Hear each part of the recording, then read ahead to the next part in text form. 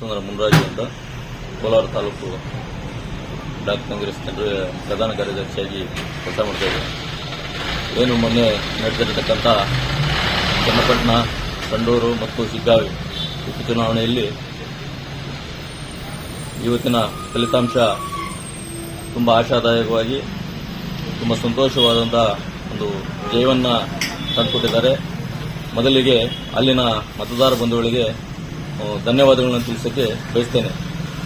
ಅದೇ ರೀತಿಯಾಗಿ ಏನು ನಾವು ನಮ್ಮ ಒಂದು KH ಮುನಿಯಪ್ಪ ಸಾಹೇಬರ ಒಂದು ಆದೇಶದ ಮೇರೆಗೆ ಮತ್ತು KPCC ಅಧ್ಯಕ್ಷರ ಒಂದು ಆದೇಶದ ಮೇರೆಗೆ ನಾವು ಕೋಲಾರದಿಂದ 20 ಜನ ನಿಯೋಗದಲ್ಲಿ ಚನ್ನಪಟ್ಟಣ ಉಪಚುನಾವಣೆಯಲ್ಲಿ ಭಾಗವಹಿಸಿ ಅಲ್ಲಿನ ಮಳ್ಳೂರು ಗ್ರಾಮ ಪಂಚಾಯಿತಿ ವ್ಯಾಪ್ತಿಯಲ್ಲಿನ ಸುಮಾರು ಹಳ್ಳಿಗಳಲ್ಲಿ ಪ್ರಚಾರ ನಡೆಸಿ ಸತತ 3 ದಿನಗಳ ಕಾಲ ಪ್ರಚಾರವನ್ನು ನಡೆಸಿ ಆ ಒಂದು ಪ್ರಚಾರದ ಮಾಡಿದಂಥ ಹಳ್ಳಿಗಳಲ್ಲಿ ತುಂಬ ಆಶಾದಾಯಕವಾದಂಥ ಒಂದು ಫಲಿತಾಂಶ ಬಂದಿದೆ.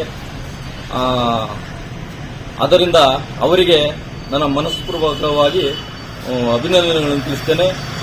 ಮತ್ತು ಏನು ನಮ್ಮ ಜನಪರವಾದಂಥ ಗ್ಯಾರಂಟಿಗಳಿದ್ದಾವೆ ಕಾಂಗ್ರೆಸ್ ಸರ್ಕಾರದ, ಆ ಗ್ಯಾರಂಟಿಗಳನ್ನು ಅಲ್ಲಿನ ಜನತೆ ಮತದಾರ ಬಂಧುಗಳು ಕೈ ಹಿಡಿದಿದ್ದಾರೆ.